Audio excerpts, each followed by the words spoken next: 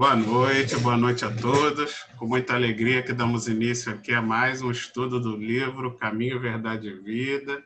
Hoje, capítulo 43, com a nossa irmã Selma.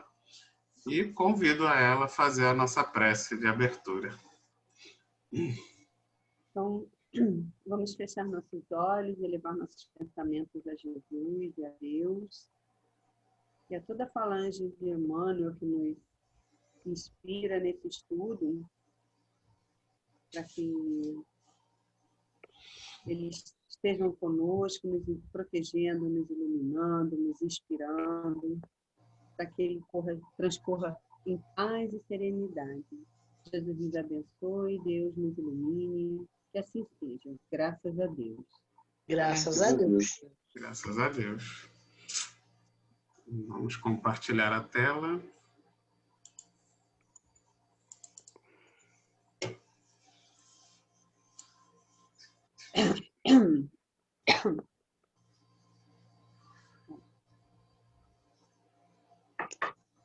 Que canecão. O capítulo 43, consultas, né? Isso. E na lei nos mandou Moisés que tais mulheres sejam apedrejadas. Tu, pois, que dizes? Está em João, capítulo 8, versículo 5. Essa é a passagem que nós conhecemos da mulher adúltera, quando ela foi colocada em praça pública e os participantes que estavam lá presentes queriam que Jesus desse a sua opinião, não é? Fizeram a consulta, vamos dizer assim, mas querendo que ele caísse em erro, né? Porque qualquer resposta que ele desse iria contra as leis, né, que eram daquela época, mas esse episódio, né, que começamos esse estudo com consultas, né, já mostrando assim que como a sabedoria e a grandeza, né, espiritual de Jesus, quando ele respondeu à multidão que queria que ela fosse apedrejada, né? E, aliás, antes até dele responder, ele se mostrou, sempre se colocou de uma forma muito serena, né? Não se deixou se impressionar com as pessoas à volta, né? E quando ele foi novamente interpelado, aí ele se levantou, né? Ele estava sentado, agachado, escrevendo no chão, né? Ele se levantou e disse aquela frase, né, que todos nós conhecemos, né? Aquele que tiver isento de pecado, que atire a primeira pedra. Né? Quer dizer, ele não respondeu o que eles esperavam que fosse respondido, né? Quer dizer, ele não contrariou a lei mosaica nem a lei dos romanos, né? Assim frustrou, né, aqueles que queriam, né, pegar ele em erro, né? Mas ele mostrou novamente aquela grandeza que ele tem, né? Com as palavras de sabedoria, calou a todos e fez com que a multidão se retirasse, todo mundo na sua insignificância e pecados. Né? É assim que é essa história. Né? Alguém quer falar alguma coisa sobre? Então, podemos continuar?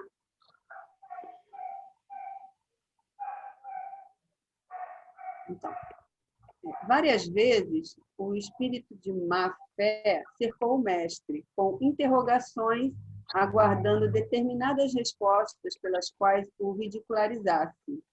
A palavra dele, porém, era sempre firme, incontestável, cheia de sabor divino. Aquilo que eu comentei, né? Ele sempre tinha uma palavra, né, para responder sem que, assim, sem dizer é assim ou é assado. Ele colocava as pessoas para pensar, né, de uma certa forma, né? Ele agia com a certeza, né? Ele tinha uma palavra sempre firme e correta, uma postura também, né? Mas a maneira como ele respondia era realmente incontestável, né? Não tinha como argumentar o que ele dizia, né? Ele tem várias passagens dele quando ele é interpelado, mas assim, eu não vou saber dizer todas elas, claro, mas ele sempre tem uma resposta muito firme, muito realmente cheia de sabedoria divina, né, com relação a isso. Alguém quer falar alguma coisa? Janete? É a serenidade de quem conhecia os corações, né? Jesus se mostrava sempre sereno, sabia que eles estavam sempre querendo, nesse caso da mulher adúltera, né? Eles estavam fazendo uma armadilha para Jesus.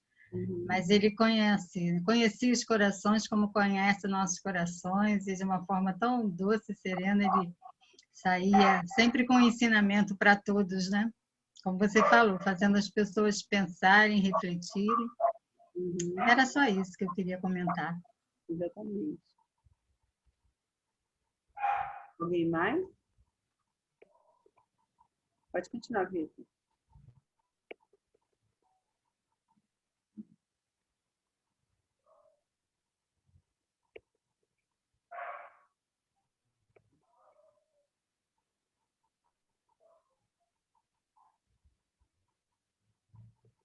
Vou cair aqui. Referimos-nos ao fato de considerar que semelhantes anotações convidam o discípulo a consultar sempre a sabedoria, o gesto e o exemplo do mestre. Deixa eu dar uma continuação aqui. Os ensinamentos e atos de Jesus constituem lições espontâneas para todas as questões da vida, né? Então, eu vejo assim,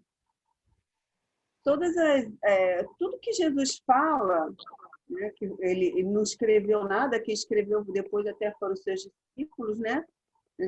Mas tudo que ele fala era sempre uma lição, né? Além da lição, o que ele falava, ele também mostrava em atitudes, né? Então, quer dizer, ele tinha a postura dele sempre muito elevada, né? Mas com uma mansuetude, aquela calma, mas que demonstrava uma grandeza moral muito grande, né?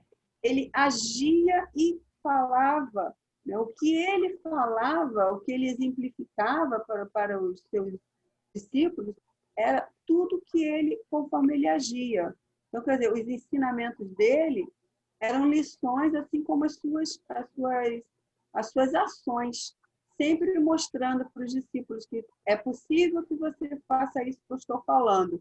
Eu posso fazer, você também pode fazer, né? Sempre colocando isso, é claro, para todos, né? Que quisessem realmente entender os ensinamentos, né? Que é preciso também entender, né?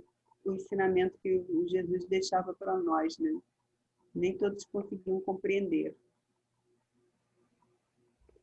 Alguém? É uma sabedoria, né, incrível, mas ao mesmo tempo que não tinha intenção de derrubar ninguém. As pessoas ouviam e respeitavam. Isso, exatamente. Não havia a mínima intenção. Era uma coisa de compartilhar, mas a sabedoria visivelmente superior à nossa, deles, e enfim. Incrível. Os ensinos dele, né, eles não tinha como contestar, calavam a alma das pessoas, porque tocava lá, né, tocava no coração das pessoas, então não tinha como argumentar com o que ele estava dizendo, né? Então, quer dizer, tinha todo mundo que realmente se colocar na pequenez, né, na pequenez deles, entender e compreender, né, absorver todos aqueles ensinamentos que ele deixava para nós, né, para todos nós, na verdade, até por parábolas como por ensinos, né? Inclusive, né? Quando ele diz que atira a primeira pedra quem não tiver pecado nenhum, né, na alma, ele está mostrando realmente a verdade, né? Que os erros, eles não precisam ter como punição a morte da pessoa. Se ela errou, traiu o marido, sei lá o quê, enfim, mas não precisa matar por causa disso. Só que ele não disse assim. Ele mostrou isso de outra maneira que opa, e eu, né? Eu gostaria de que me atirassem pedras porque eu fiz isso, eu fiz aquilo, e lembrar do que fez de errado, né? Enfim, Exatamente. muito, é incrível, realmente. Anete, pode falar. Assim, ele diz, né, que nós temos que nos exemplificar nesse modelo de Jesus, nessa conduta dele, né? E realmente a gente pode estar sempre se questionando diante de situações em que temos dúvidas de como agir. Embora a gente esteja muito distante, né, do mestre, mas a gente pode se perguntar o que Jesus faria nesta hora, não é? Logicamente que ele é o governador planetário, né? Ele é o espírito mais puro que pisou aqui na Terra, mas ele é o nosso modelo e guia. Então a gente tem que se perguntar mesmo o que Jesus faria no meu lugar, não é? Para a gente já ir se direcionando para uma solução, né, mais viável. E assim também com relação às pessoas, né, da época, só quem realmente não ficava fascinado, embevecido com seus ensinamentos, é quem não tinha o coração ainda fértil, né, para receber. Porque haviam também aquelas pessoas muito mais endurecidas que tentaram, né, atacá-lo de toda forma, mas eram os corações que ainda não estavam preparados. Infelizmente, muitos caminharam ali ao lado de Jesus e perderam a oportunidade, né? A gente lembra a história do Públio Lentulus, né? Que ele teve com Jesus e mais lá na frente ele se arrepende amargamente por não ter aproveitado aquele momento de diálogo com Jesus, né? Que a gente imagina que deva ter sido algo assim maravilhoso. É isso. E ele disse ainda para ela, vá e não peques mais. Quer dizer, ele não falou que foi, olha, te livrei da pedra porque você é ótima. Não, ele não falou isso para ela. É sensacional. Realmente sensacional. Esqueceram de levar o adúltero, né, gente? Só foi adúltera, por que será? Pois é. Porque não tinha adúltero. Não tinha adúltero. Essa? Só mulher é adúltera. Uma pessoa não tem adultério de um só. Na lei de Moisés não fala que é a mulher, mas sim, né, aquele adúltero, que cometeu adultério.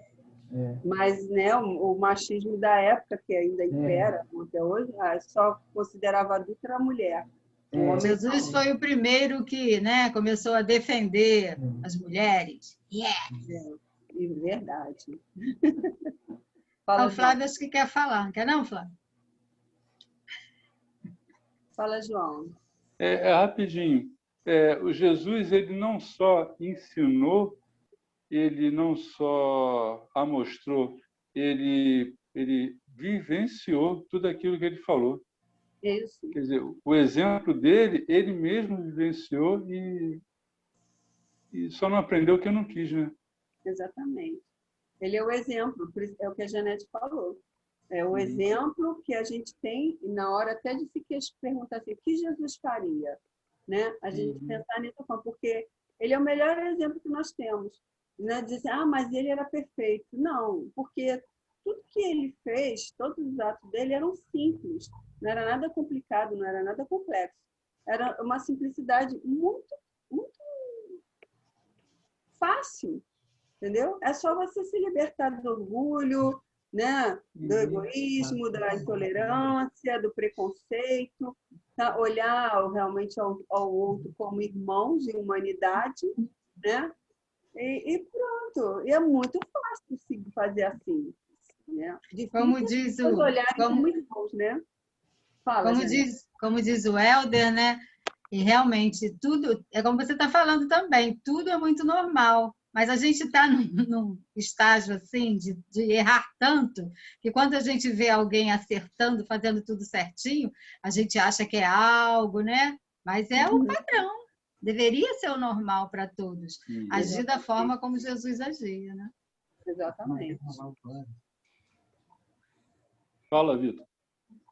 Jesus foi o grande exemplo, né? Como vocês já falaram, no primeiro parágrafo, Emmanuel ressalta exatamente todos os males do mundo e Jesus passou por todos eles sem nenhum erro, né? Sempre incontestável.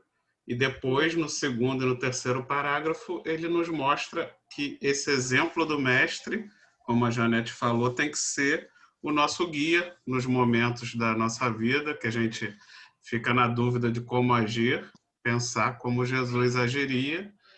Só que, com certeza, dentro da nossa inferioridade, a gente pensa como Jesus agiria, pelo nosso conhecimento, a gente sabe como Jesus agiria, porém, a gente não age como Jesus agiria, em alguns casos, né, pelo menos. E o que até, de certa forma, vai aumentar a nossa responsabilidade perante aos erros, né? Porque hoje nós ainda erramos muito, porém conscientes, né? Nós, principalmente nós aqui que estudamos a doutrina e que nos dedicamos a entender a história do Cristo e os seus exemplos, nossa responsabilidade é ainda maior, né? Porque a gente erra consciente do erro, porque a gente pensa, como a Janete falou, a gente pensa como Jesus agiria e aí vai lá e faz diferente. Porque a gente não tem coragem, porque a gente ainda não tem moral suficiente para se sacrificar como Jesus se sacrificou diante de algumas questões que nos são apresentadas, né? Nós ainda não somos incontestáveis e sempre firmes. É verdade. E ver que as lições deles, como diz até aqui, são lições espontâneas para todas as questões da vida. Quer dizer, é tudo muito natural, muito simples, né? E ainda assim as pessoas complicam. Vamos continuar?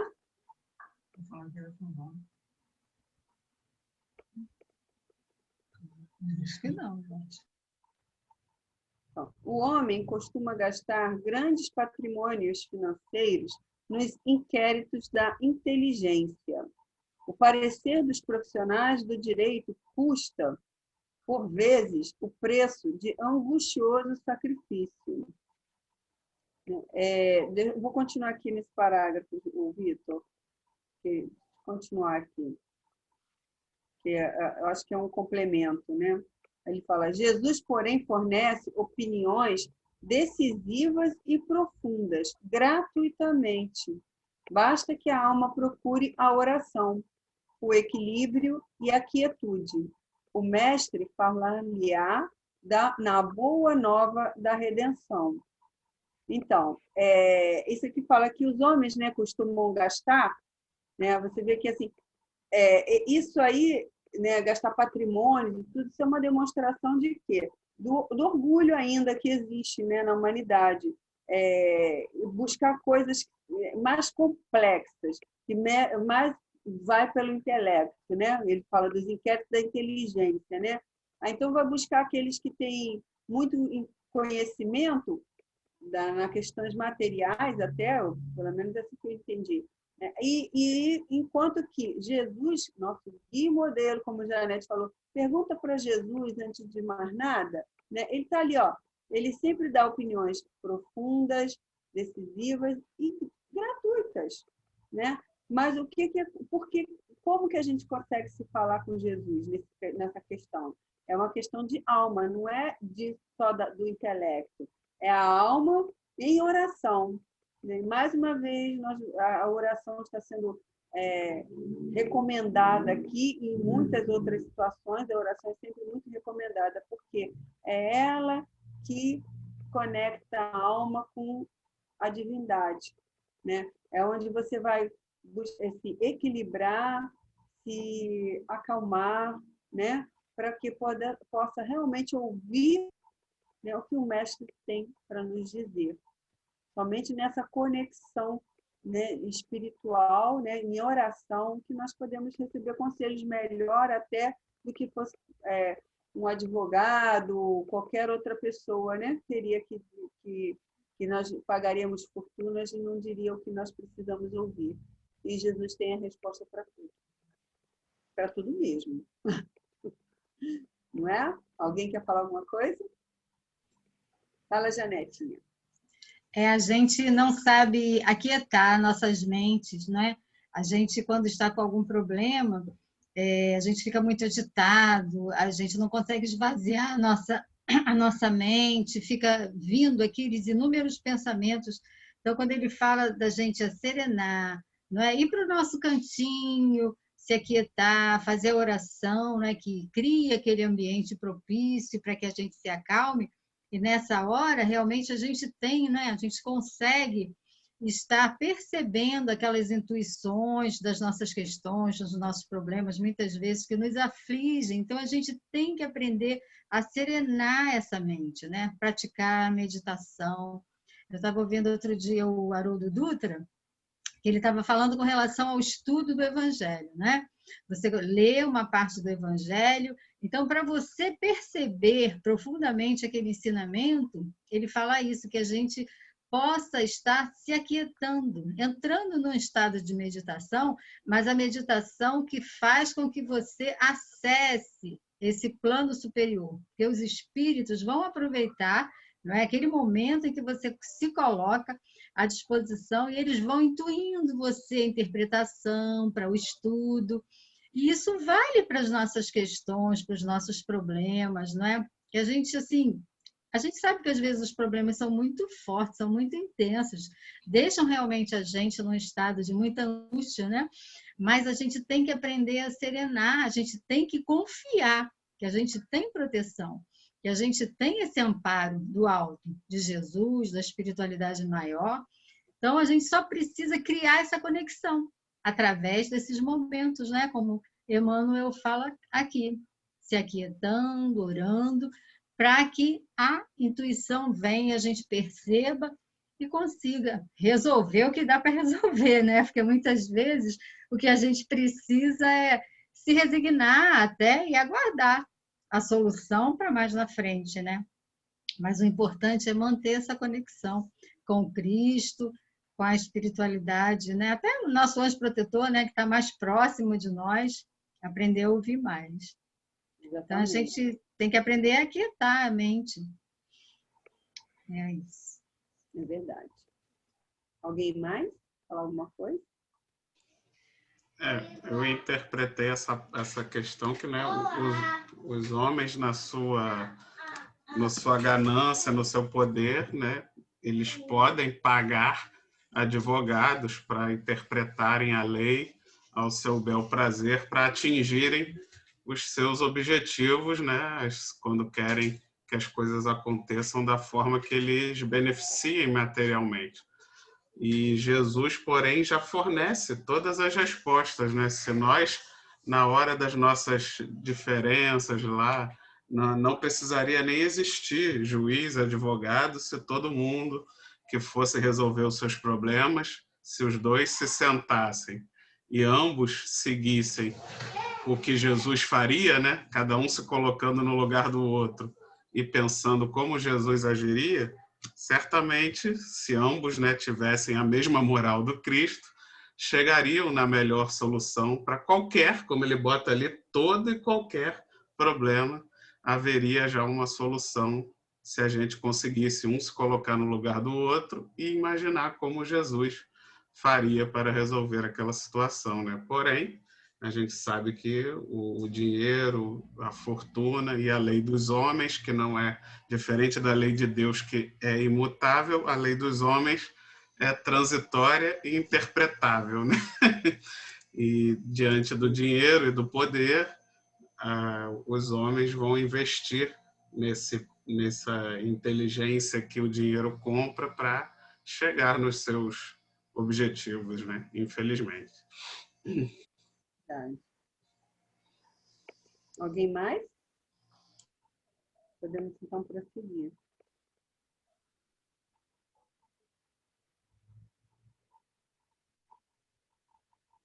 Então, frequentemente surgem casos inesperados, problemas de solução difícil.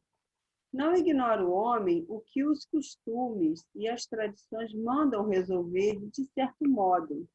No entanto, É indispensável que o aprendiz do Evangelho pergunte no santuário do coração: Tu, porém, mestre, que me dizes a isto? E a resposta não se fará esperar, como divina luz no grande silêncio. Nós até como falamos isso, né? Porque é naquele momento que nós estamos com problemas, né? Aquele de difícil solução, como Janete disse, às vezes não conseguimos concatenar as ideias, nos perturbamos com as situações que nos vêm à frente, com problemas, né? Nós não conseguimos manter a serenidade para aquietarmos e buscarmos a Jesus, buscarmos a Deus, para que nos dê um alento, uma solução, ou até, né, se não tiver aquele problema que não tem solução, então não tem também que se preocupar, né? Assim que fala. Se tem solução, então não tem problema. Se não tem solução, também não tem problema, né? Mas é sabermos nos aquietar e fazer aquela pergunta, como também Janetinha já falou. Pergunta ao mestre: que me dizes, né? Que me dizes a isto, mestre? Jesus sempre tem uma resposta para nos dar.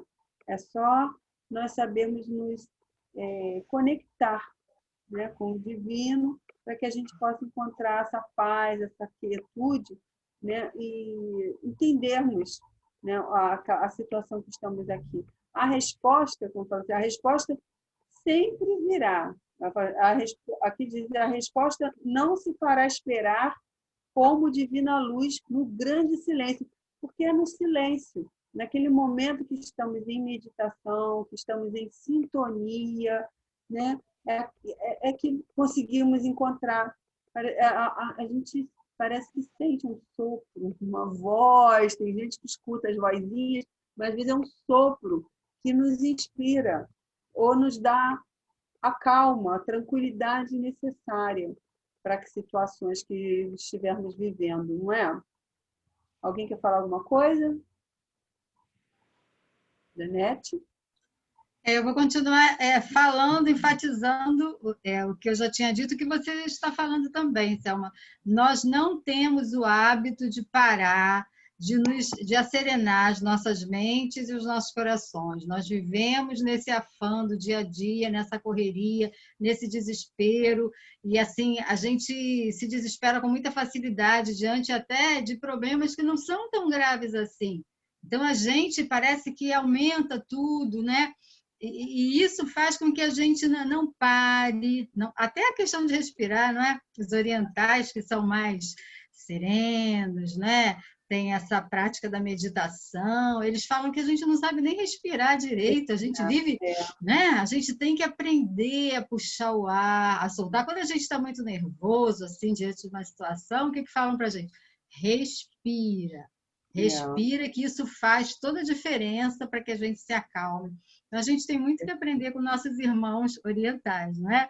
Então, verdade. Tudo é uma questão de exercício, a gente tem que aprender a serenar as nossas mentes, a gente é muito agitado, a gente é muito afobado, a gente quer a solução dos problemas assim de uma hora para outra, sem perceber que é exatamente esse percurso, né, esse período entre o início do problema e o final é que está trazendo aprendizado para nós, mas a gente não quer.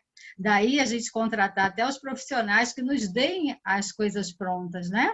Até com relação de psicólogos, né? Contadores, aí, advogados, como o Vitor falou.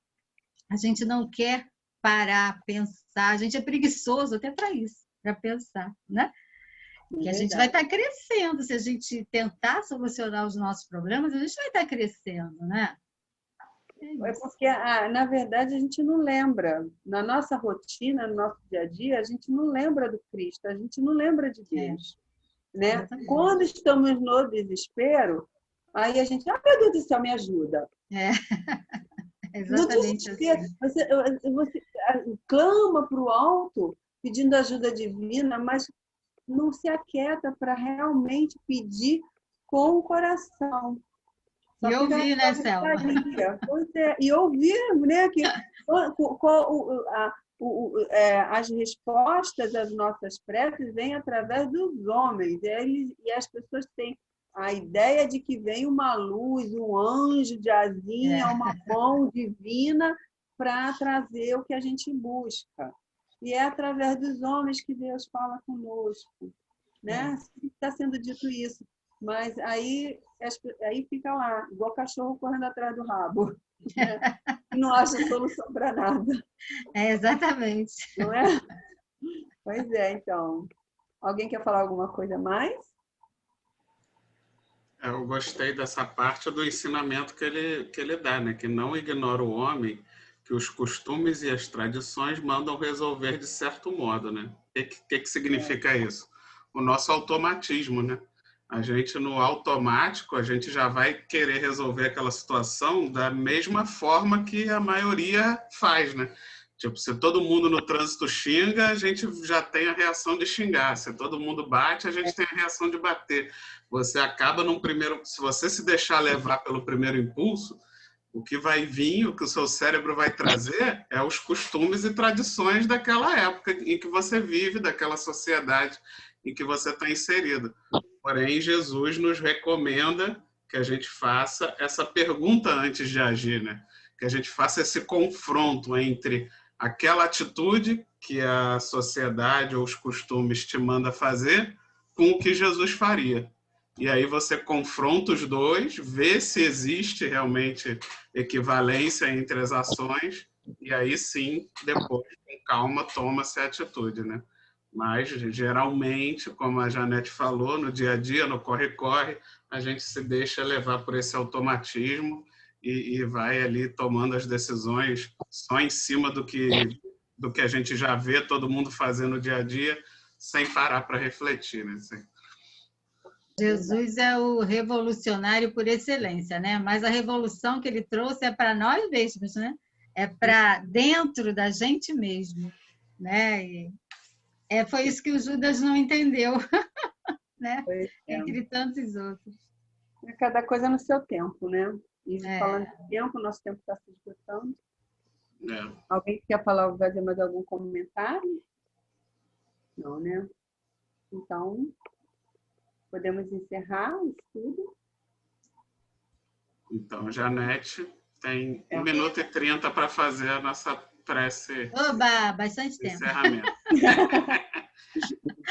Bem, gente, então vamos elevar nosso pensamento a Deus e a Jesus e agradecer esse mestre maravilhoso que trouxe tantos ensinamentos, né, para que nós despertássemos para o bem, para a luz, que a gente possa verdadeiramente estar se questionando quanto a tudo aquilo que agimos, se realmente estamos seguindo esse modelo, esse guia e modelo que traz para nós tudo que é bom, porque ele nos quer felizes, ele nos quer seguindo esse caminho de evolução, de luz e de paz, né? Agradecemos sempre essa oportunidade de estudo, agradecemos a Emmanuel, a todos os mentores da Casa de Emmanuel que nos inspiram, que nos ajudam nessa caminhada terrena.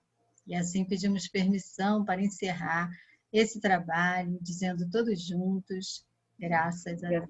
Graças a Deus. Tchau, pessoal. Muito bom. Excelente semana para todos. Fiquem com Deus. Boa semana. Vamos ver vocês, viu? Beijos. Quando eu pedir para tirar foto, tirem foto, porque eu estou morrendo de saudade quando eu peço. Tá certo, tá certo.